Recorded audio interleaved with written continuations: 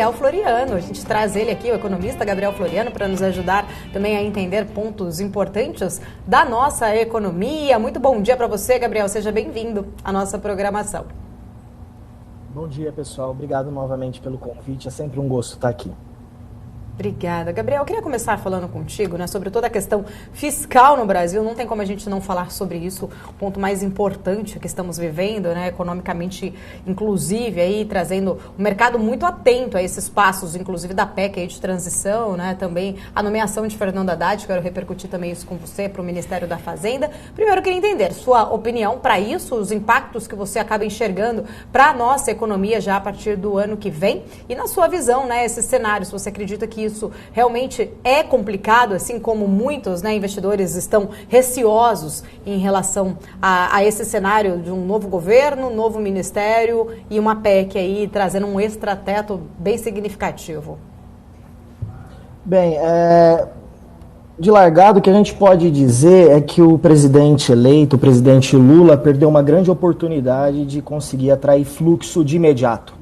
A impressão que eu tenho é que o estrangeiro, sem opções atrativas em emerging markets, estava muito interessado em entrar comprando o Brasil com as duas mãos, né? E a resistência, né, a recalcitrância do presidente, em um primeiro momento, endereçar a questão fiscal, e num segundo momento, demorar em anunciar uma equipe, só trouxe mais ruído aos mercados, tá? A simples nomeação do Haddad para a condição de ministro da Economia não me parece alarmante.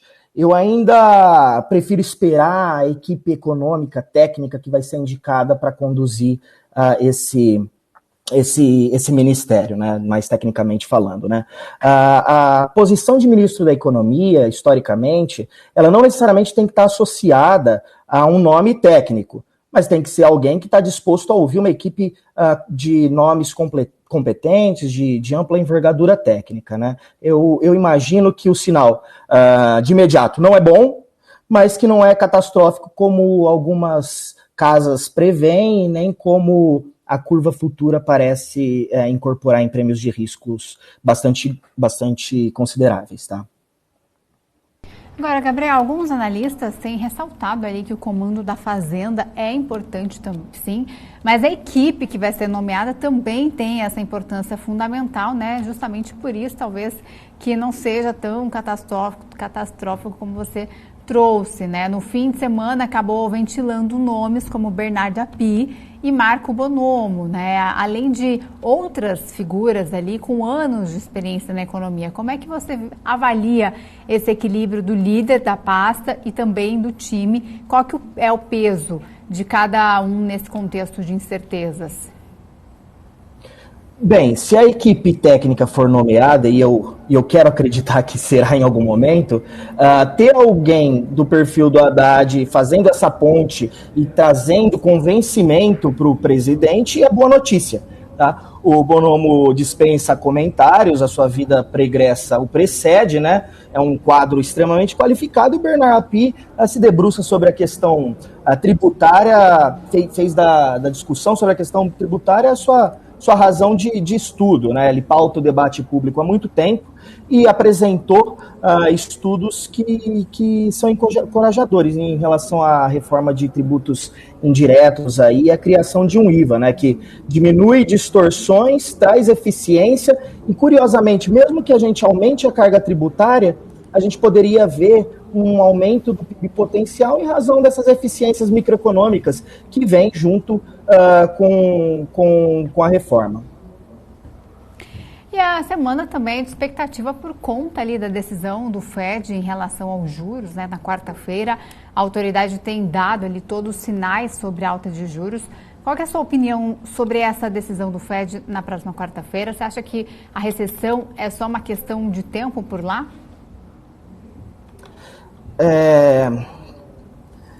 Eu acho que a novidade virá no tom sobre a taxa terminal e não sobre a redução do PACE. Tá? A redução do PACE está largamente contratada há algum tempo já. Isso não vai se configurar como uma grande novidade. Cabe a nós entender se o Fed vai forçar a taxa terminal até no entorno de 5 e 5,25 ou no entorno de 5 a 5,5, tá? Em relação aos riscos de recessão na economia americana, eu tenho contemporizado um pouco, tá, esses indicadores tempestivos de alta frequência, porque o que a gente está observando agora não guarda paralelo com exemplos históricos. Normalmente a gente toma como moeda de face outros períodos recessivos e não é exatamente o que está acontecendo, tá? A poupança americana, né, o entesouramento das famílias acima do pré-pandêmico está muito elevado. Então, independentemente de a gente estar subindo juros, existe um empossamento, um tesouramento considerável que está dando sustentação ao consumo. Tá na margem mais a serviços do que a bens. Né? Houve uma concentração no consumo de bens bastante relevante ali por ocasião da pandemia, as pessoas estavam impedidas de consumir serviços e houve essa migração de serviços para bens. Né? O governo pagava cheques que foram sendo entesourados. Agora, o que está acontecendo é que as famílias estão consumindo essa poupança e hoje eu estimo que ainda há uma poupança excedente na economia americana no entorno de 1,7 trilhões de dólares. Então, vocês vejam, não é desprezível o colchão financeiro de que essas famílias ainda dispõem. Né? Além disso, o mercado costuma usar como preditor a inversão da curva americana. Né? E hoje o que a gente observa é que todos os vértices da curva americana estão operando de forma negativa, né? Com inclinação negativa. Por que isso tende a ser um preditor de crise historicamente? Né? Isso é um preditor de crise historicamente porque diz que a taxa de curto prazo manejada pela autoridade monetária está operando acima daquela que se espera que vai ser daqui a algum tempo. Ora, por que a inflação por que a taxa daqui a um tempo haveria de estar menor do que a de hoje? Né? Ou porque a economia está desinflacionando, ou porque a gente deveria entrar em recessão e isso obrigaria os bancos centrais a diminuírem a taxa. Né?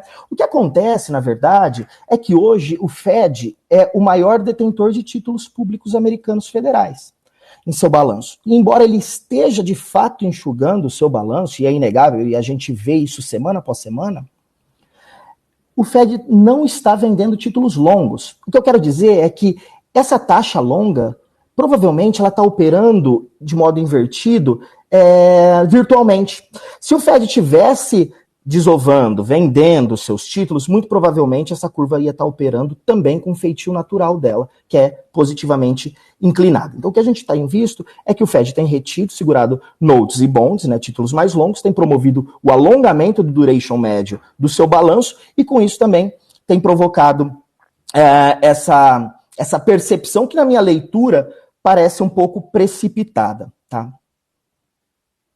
Voltando aqui um pouco mais para o nosso cenário, né, brasileiro, principalmente, desde que na sexta-feira, quando foi feito realmente oficialmente aí, declarado Haddad para a Fazenda, ele trouxe ali uma informação falou novamente, né, sobre o tema. Ele já tinha falado anteriormente sobre reforma tributária, mas ele falou que o importante é a gente ter uma agenda para 2023 forte, recuperar os acordos internacionais que estão parados, sobretudo a União Europeia, a questão do arcabouço fiscal, ele falou também sobre a reforma tributária, como grandes movimentos que eles devem fazer aí, planejando já para o próximo passo aí do Ministério. Eu queria entender um pouco mais da sua visão em relação a esses 3 pontos, né? O arcabouço fiscal. A gente está vendo exatamente uma grande preocupação em relação a essa elevação desse teto de gastos por conta, né? Como que fecha essa conta? Quem vai pagar essa conta? Será que o governo vai, né, empurrar essa dívida adiante, o que pode gerar mais inflação, inclusive? Vai se fazer uma reforma, uma nova reforma, no caso aí, tributária? Já pagamos, né? Somos o país aí com maior imposto, né?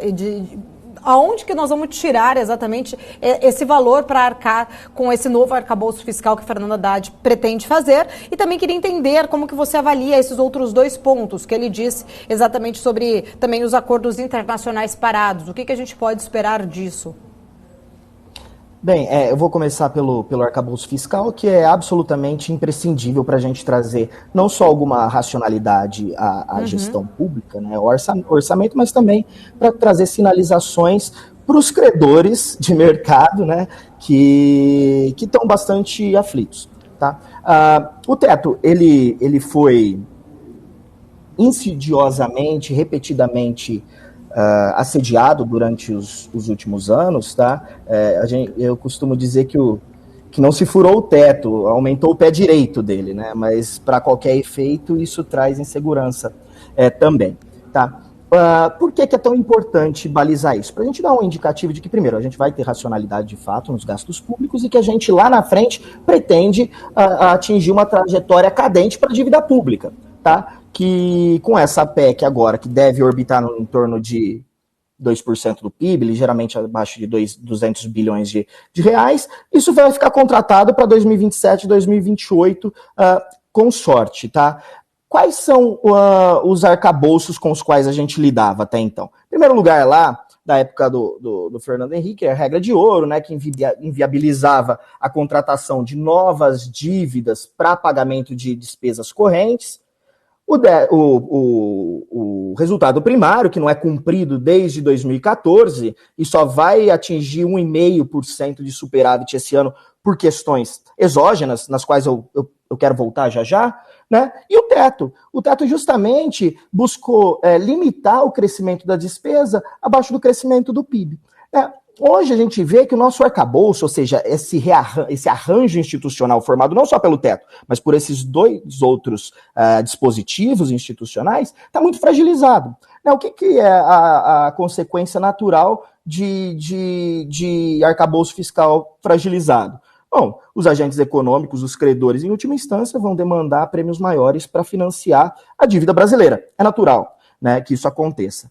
E a gente, inclusive, já vem na ponta vendo que o Tesouro tem enfrentado certa dificuldade em colocar seus títulos, né? A absorção de títulos está bastante comprometida, se comparada ao começo do ano, né? Então isso tem um efeito prático sobre a vida não só do governo, como de todos nós. Sobre o primário desse ano, que eu contemporizei, relativizei, eu queria dizer que a inflação teve uma contribuição muito expressiva também nesse ano, tanto para diminuir a dívida pública, quanto para gerar primário. O FMI, no seu monitor semestral, soltou um dado interessante, dizendo que se não fosse a inflação, a dívida PIB brasileira teria subido 5% e não caído 10%.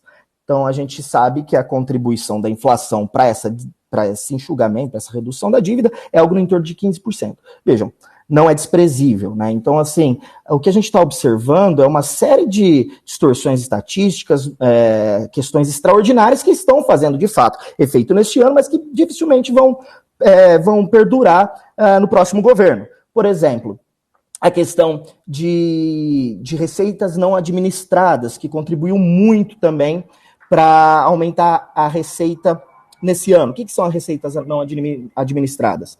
São arrecadações provenientes de royalty, que é uma commodity cíclica, né? As commodities são cíclicas, não tem como a gente ter previsibilidade sobre seu preço.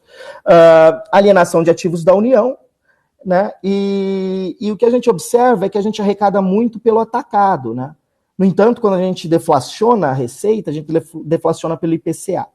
A inflação no atacado, ela operou durante toda a pandemia acima da inflação no varejo. Então, o que aconteceu? A arrecadação ela teve uma ampliação, naturalmente, porque houve também uma inegável surpresa com a atividade, em especial na parte de serviço, mas a gente arrecada pelo IGP, pelo atacado.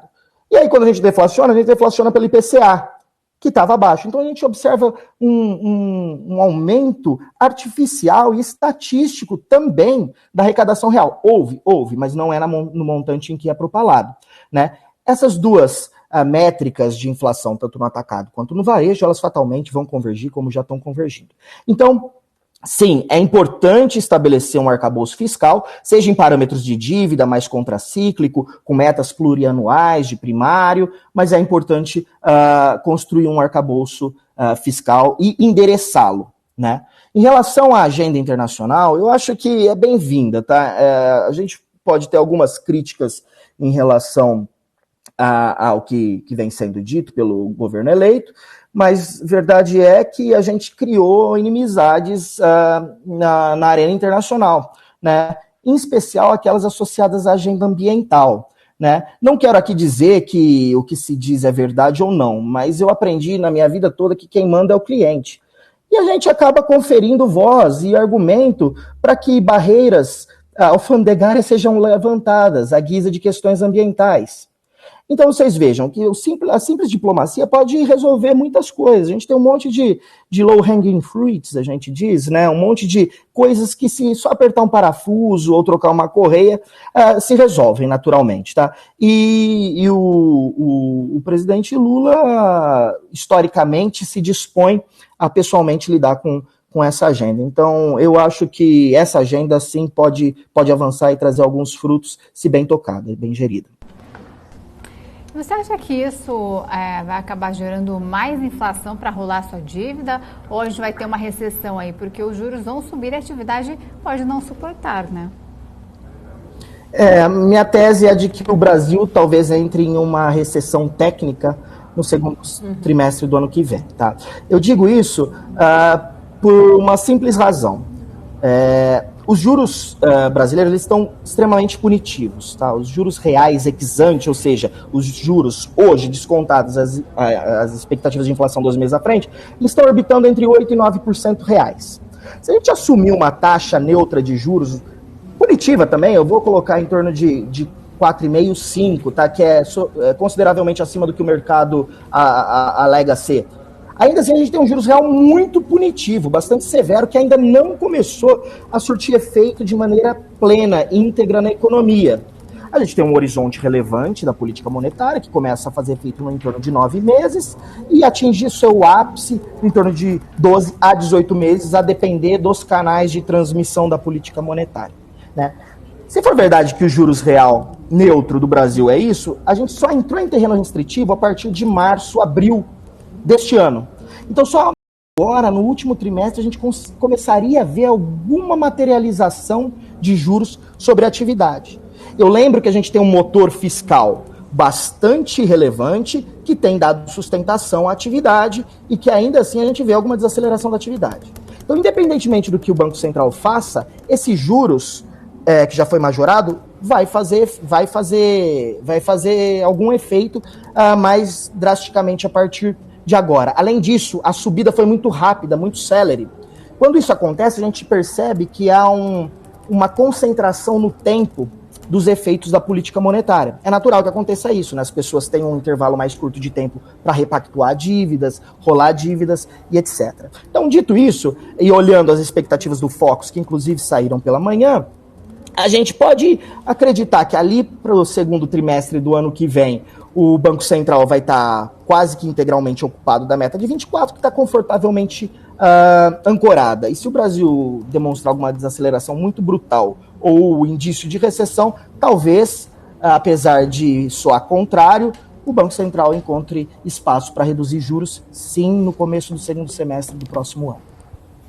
Gabriel, agora uma outra questão importante, né? A equipe de transição, especificamente a Luiz Mercadante, ele disse que o governo Bolsonaro quebrou o Estado brasileiro e que serviços essenciais, né, ou já estão paralisados ou correm grande risco de serem totalmente comprometidos. Inclusive, a gente falou mais cedo desta questão e também da resposta do Ministério, né, da atual equipe econômica do governo Bolsonaro, que rebateu essas críticas, alertou que a dívida pública, a dívida bruta hoje, né, do governo deve terminar aí o ano representando 74% do nosso PIB e também alertou sobre o superávit primário de 23,4 bilhões de reais, que foi o primeiro desde 2013. Uma grande preocupação em relação a toda essa questão desse extrateto, que muitos investidores têm se preocupado muito, é em relação à dívida pública, né? Se isso realmente vier a crescer, como há uma grande expectativa que isso possa fazer um crescimento aí da nossa dívida crescer nos próximos anos, com o aumento das taxas de juros, eu queria entender a sua visão. Como que você avalia, né? Será que a gente pode realmente ter até inclusive uma revisão de uma nota risco país? Quais serão as consequências? Aproveitando aí já também perguntando como que você vê esse ponto que a Luiza Mercadante trouxe e o argumento, né, rebatido aí pelo atual governo.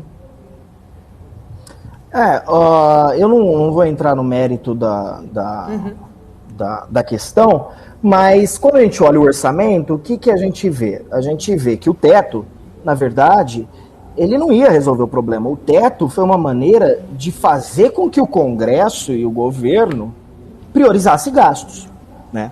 A reforma da Previdência também veio nesse sentido, para conseguir acomodar gastos dentro do teto. O que acontece? Como o nosso orçamento é muito engessado, sobremaneira engessado, é dinheiro carimbado, né? Então, assim, determinado orçamento tem que ser gasto em determinada pasta necessariamente. E quando não é gasto, tem um negócio que se chama empossamento do orçamento, que aí você tem que discutir isso, é algo muito dificultoso, tá? Isso é uma herança da Constituição de 88, tá? Também não entro no mérito, mas carimbar dinheiro, né? Endereçar dinheiro foi uma maneira de lidar com algumas demandas sociais e equilíbrio entre as agendas, entre as pastas, tá? O que acontece quando você tem muito gasto obrigatório? Você tem que enxugar os gastos discricionários. A conta não fecha. E onde tem gasto discricionário? Gasto discricionário na parte justamente de investimento e na parte de custos administrativos. Então, hoje, talvez a máquina pública, né, a gente fala, os custos administrativos, simplesmente para tocar o setor público, estejam operando entre 80 e 90 bilhões de reais. Quando você não tira dessa parte, porque você tem que pagar a luz, você tem que pagar o café, sobra investimento, basicamente, para cortar. Então, é o que a gente pôde observar da parte do setor público. O privado acabou oferecendo o que a gente chama de efeito crowding out. O que é o crowding out? Quando um agente sai e é reposto, né, por outro. Então, parte do investimento público foi substituído pelo investimento privado. No atual último PIB apontou que a formação bruta de capital fixo está consideravelmente acima dos últimos anos, o que é boa notícia, mas eu também gosto de contemporizar porque os gastos, os insumos típicos da construção civil, por exemplo, que estão muito associados à formação bruta de capital fixo, subiu também de preços consideravelmente acima do deflator do PIB, né? Então cimento, máquinas e equipamentos associados a ferro, aço, polipropileno, tubo, essas coisas, tudo cresceu muito mais do que a inflação. A gente pôde ver isso no último ano e meio. Então também eu acho que está um pouco sobreestimada a questão da formação bruta de capital fixo, mas é um inegável efeito crowding out aí, ou crowding in do setor privado na parte de investimentos, que até o começo do ano estava sendo favorecido por uma taxa de juros que estava estruturalmente baixa por uma questão associada a reformas, busca por eficiência, etc, etc. Mas você, só para reforçar, né, aquele outro ponto, você acha que isso pode trazer uma revisão da nossa nota do risco país ou não? Como que você enxerga essa questão? Fiscal, sem dúvida. É terrível, terrível. Se a gente não conseguir convencer os agentes financeiros e a nós próprios que a gente tem que discutir prioridades e o orçamento é importante, o efeito natural disso é a gente ver uma inclinação ainda mais expressiva da curva longa. Tá? Eu olho hoje, e com os elementos que eu tenho, eu acho que pode haver devolução de prêmio. Mas tudo é possível. Se baixar a Dilma no presidente Lula e ele insistir num modelo que nos legou a pior crise em termos absolutos da história do país, a gente pode piorar muito em termos de financiamento. Bandique, agora... Bandique não. O Bandique vem depois. Aqui. É o Gabriel. Gabriel, falando um pouquinho lá fora, né, o mercado está de olho, além do CPI dos Estados Unidos, dados importantes aí também do Fed na quarta-feira. O Banco Central Europeu e o Banco Central da Inglaterra também vão decidir ali as novas taxas de juros, né, conforme o consenso do mercado. Os economistas também estão prevendo ali um ajuste de 50 pontos base, desacelerando o ritmo de aperto monetário, assim como nos Estados Unidos. Você tinha falado mais cedo da leitura que você faz ali para os Estados Unidos, é a mesma, seria ali em relação à recessão ali na Europa? Não, não é. O cenário europeu é um pouco mais dramático, tá?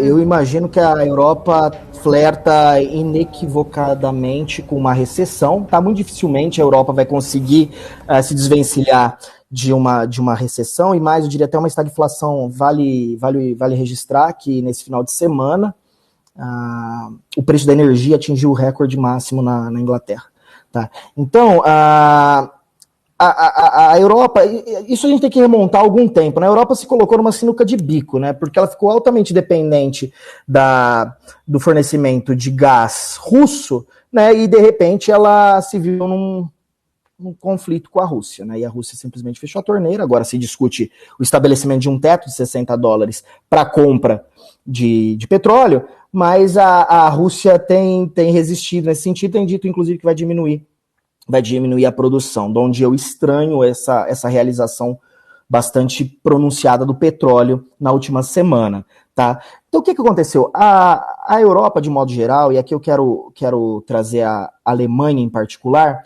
eles abraçaram uma agenda que é uma agenda legítima, uma agenda meritória, a gente tem que se ocupar disso, mas com metas plausíveis, né? Que foi a agenda de descarbonização e mais desnuclearização do grid, né, de energia. O que acontece?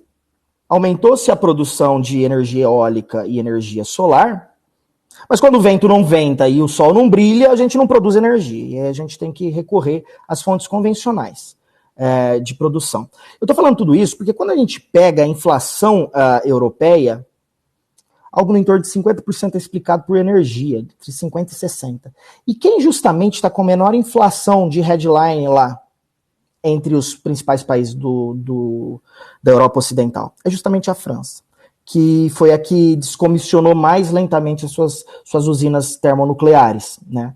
Então, eu acho que a Europa está numa difícil situação, dificilmente ela vai conseguir sair dessa situação. O desemprego na Europa, ao contrário dos Estados Unidos, é consideravelmente elevado. A taxa de poupança, na verdade, a poupança, né, o estoque, a reserva na Europa é consideravelmente inferior à do americano e ao que tudo indica, a taxa de juros vai penalizar lá sim ao consumo das famílias. Eu acho que primeiro trimestre do ano que vem a Europa deve entrar em recessão inegavelmente, pessoal. Uhum. Bom, quero agradecer, Gabriel. Muito obrigada, Gabriel Floriano, economista. Sempre um prazer recebê-lo aqui na BMC News. Estamos sempre de portas abertas. Eu que agradeço. Muito obrigado. É ótima programação. Estou de portas abertas para mais convites.